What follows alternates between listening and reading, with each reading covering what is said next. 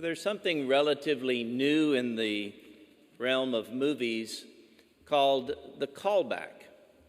A callback is where a particular scene in a movie takes you back to perhaps a previous movie or something that occurred earlier in this franchise. Sometimes it can even be characters redoing their role or appearing in a second movie or a third movie, or it could be even characters who played the same character in the movie coming back for other movies. Now, this isn't the callback where you ask an actor back. It's the callback that takes your mind back to a previous scene, and those are powerful devices because they recall the emotions or the feelings you had when you first saw that scene or encountered that character. And it's often used in books, but now because of these long franchises, multiple movies of the same type, they can do it more in movies. Now, I bring that up because there are a number of callbacks in our gospel today. And I think they help us to understand where John is coming from. So let's take a look at these. So what we have here is a resurrection appearance of Jesus. Peter and the disciples have gone out on a lake fishing. They've caught nothing, but there's a stranger on the shore who tells them to put their nets over the boat and they'll catch something. When was the last time we saw Peter in a boat when he was told to throw his nets out, having caught nothing? It was when Jesus, walking along the seashore, had wanted to preach to the crowds who had gathered to hear him and asked Peter to take him out a short ways so that he could preach to them. And they had caught nothing, and they threw their nets over, and they, at Jesus' request, and they had so many it was swamping the boats. In that moment, Peter fell to his knees in front of Jesus and said, "Leave me, I'm a sinful man," recognizing that he had some work to do before he could follow Jesus. But Jesus puts aside his fears and says, "From now on, you will be a fisher of men."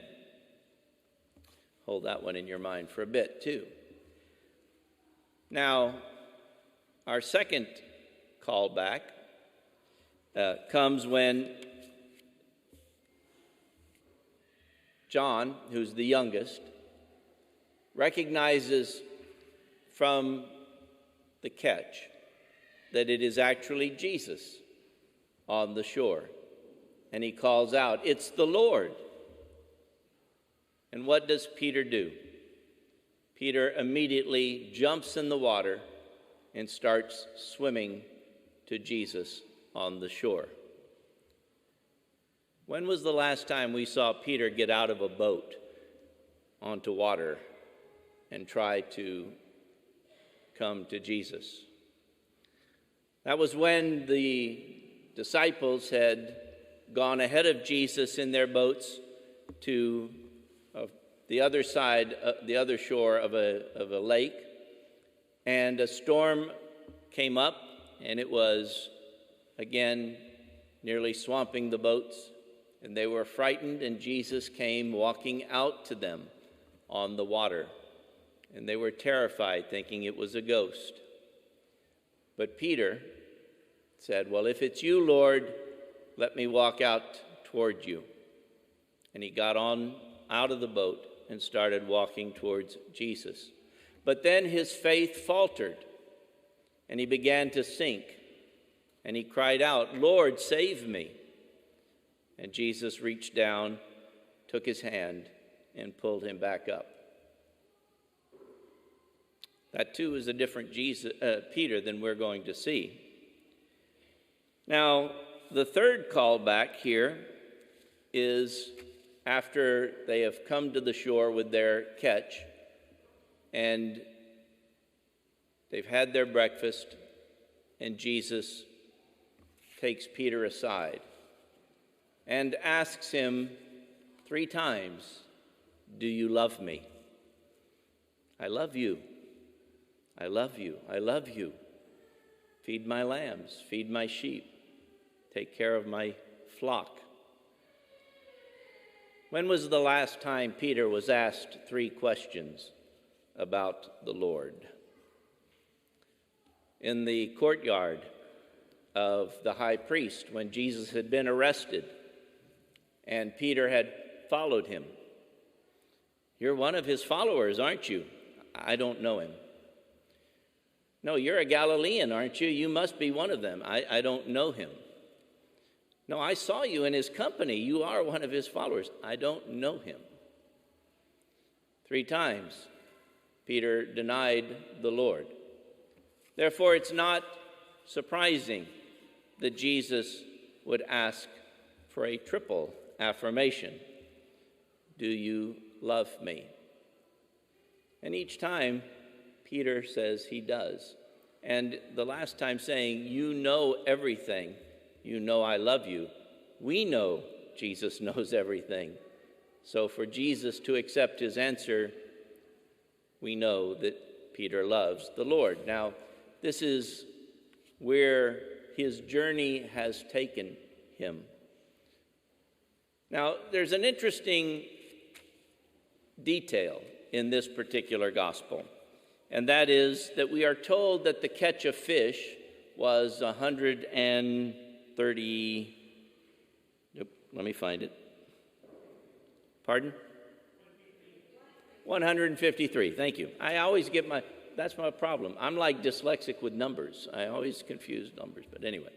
So why would that detail be put in there? Now, you could say, well, this was such an unusual thing, an encounter with the risen Lord, that John just remembered it when he wrote his gospel, years and years later. Or you could say, well, it was inspiration, the Holy Spirit wanted him to remember details like that. But the speculation really is that 153 represented the number of churches at the time John was writing his gospel. And so the whole thing plays out as a kind of where the church is and is going. When Peter said yes to the Lord, and he says, "You're going to be a fisher of men," that was the first indication of what was going to come later, that when he would profess Jesus as Lord and God, Peter would say to him, "You are rock. On you I'm going to build my church. I'm going to give you the keys to the kingdom of heaven." So he is giving him charge over his church, which kind of brings us back to, why is he out on a lake fishing for fish? Okay. Having seen the risen Lord twice now, I think Jesus' expectation is, you should be out there doing that fishing for men now. In other words, he's become a little bit indifferent maybe, or he's letting other people do it for him, or maybe it's just all too much for him, and he's saying, I just can't deal with so much in my life right now. Okay. But see, all of this is meant to remind us that we can be like Peter in all of those ways at different moments in our own life. So I'm going to ask you, where are you on your Peter scale? Okay, from 1 to 10. Let's say down at the low end, 1, 2, and 3, you're going to the Lord, yep, I'm pretty sinful. I really don't need holiness right now. I just want to enjoy my sinfulness, and one day I'll get around to, getting to know you. That's where a lot of young people are. I see young people out there. Maybe you're there. But I also see a lot of parents, and you have children, you have grandchildren perhaps. And so it's a question of, how do you deal with that? How do you help your son or daughter to realize that they've got to move beyond that time in their life where it's all about, how do I enjoy myself any way, shape, and form that I want? That sowing your wild oats phase. Move beyond that. Put aside the sinfulness. Now, the second part, maybe you are in that, the 4, 5, and 6 range. It's about faith. Do I really believe all of this? Have I really embraced this? Do I really believe what the Catholic Church teaches? Do I believe that the Lord is present in the Eucharist? Do I believe that the Lord rose from the dead even? Do I believe? And you're struggling and you're asking questions. And here again, you've got to decide. You've got to choose.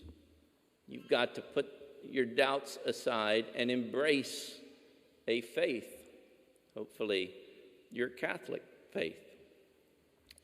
But here's where I suspect most of you are. I think you're in that 6, 7, 8, 9 range, probably the majority, which is that I don't know phase. I don't know him. So here's how that looks,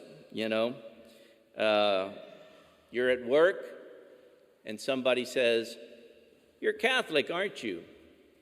And you say, "Yes, I am." You say, "Where do you go to church?" St. Angela Merici. "Oh, how are the services there?"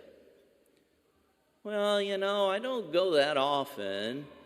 I go on, Easter and Christmas, and so I don't really know. I don't really know." Okay. Or you're up in the stands watching your child play soccer, and somebody asks you, "Hey, are you going to that big event they're having at St. Angela Merici?" And you're going, "Well, Johnny's got t-ball that day, and Jane's got her soccer practice, and I don't think I'm going to go. I don't know." Or maybe even, why don't they arrange those things around our schedules? Okay, t-ball games and soccer practices. Okay. Or the third way, you come home to your spouse. "Dear, there's a message from Father John on our answering machine. He wants us to join that organization or that group." "Yeah, I know. I got the same thing in an email." If we say yes, he's just going to ask again and again and again. I don't know. Let's just give him an excuse. Let's just tell him we can't do it. Okay. So we've got to move beyond that "I don't know" phase too, just like Peter did. In his case, that was the example of his telling Jesus, "You don't want any part of me." Jesus didn't leave it there. "I do want you. I need you. You build my church. You help my church. It's going to grow because of you." And you know when? When you say, "I love you. I love you. I love you. I love you." So that's where we should find ourselves. That's a 10. That's the 10 when we can say, "I love you," and say without question, "Whatever you ask of me, Lord." So I want you then to now create your own callback. I want you to remember that time in your life when that's where you were, on fire for God. "I love you. I love you. I love you." Remember that. That's where the Lord wants you all the time. So put aside the excuses and the walls and the denials. God takes all of us, sinner, saint. The church needs all of us, whether we're rock solid in our faith or wondering a little bit. All of it comes together when each and every one of us says, I love you, I love you, I love you.